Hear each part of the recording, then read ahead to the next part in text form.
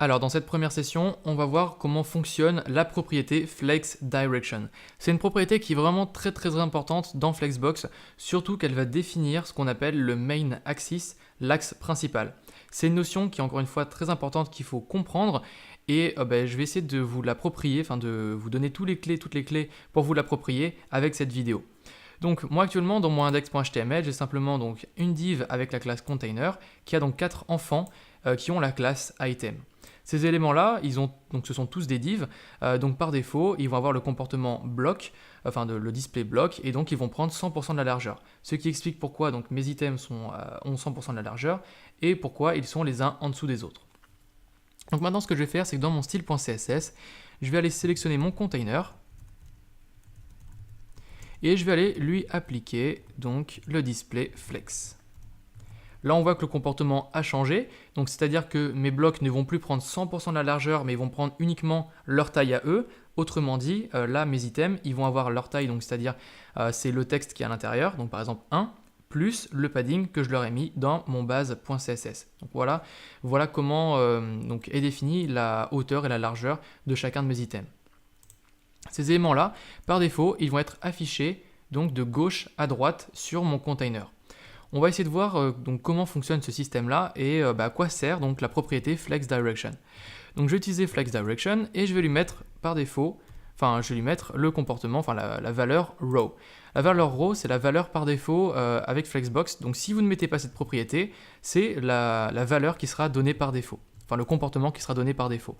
Donc la valeur row, qu'est-ce qu'elle nous donne? En fait, elle va nous définir notre axe principal. Donc je vais le noter ici en commentaire. Ça va nous définir notre axe principal, ce qui est aussi appelé main axis en anglais. Ok. Voilà, je ferme mon commentaire. Donc FlexDirection va définir notre axe principal. En fait, l'axe principal, il est constitué de deux parties. Le premier, c'est une direction, donc un axe, et également un sens. Donc le sens, c'est extrêmement important de comprendre ça aussi. Donc ça va être un sens qu'on appelle de distribution.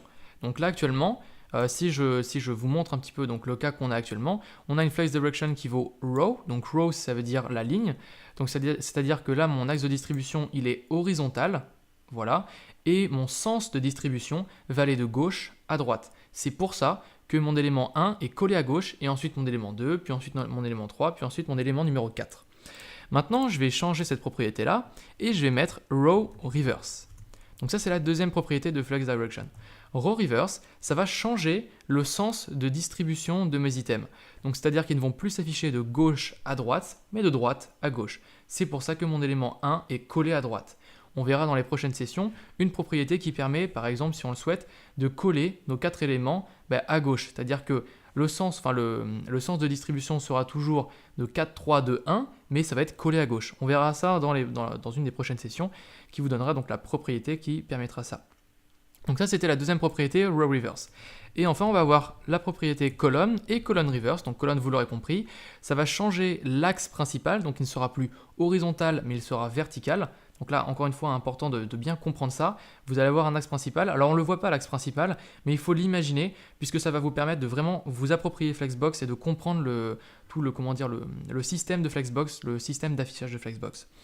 Donc ici, ma FlexDirection est égale à colonne, donc c'est un axe qui va être vertical.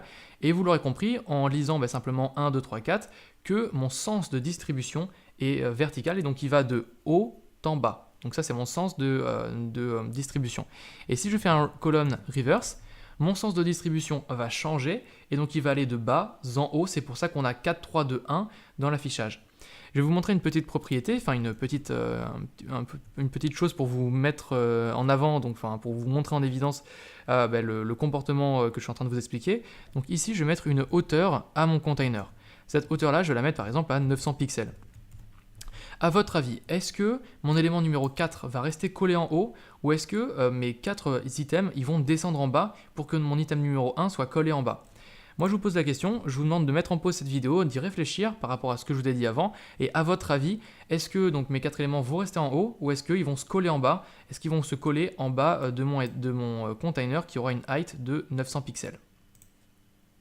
Voilà, alors maintenant je vais vous donner la réponse. Je vais actualiser. Donc en actualisant, mes 4 éléments vont tomber en bas Pourquoi? Parce que, encore une fois, je vous le répète, le sens de distribution va aller de bas en haut.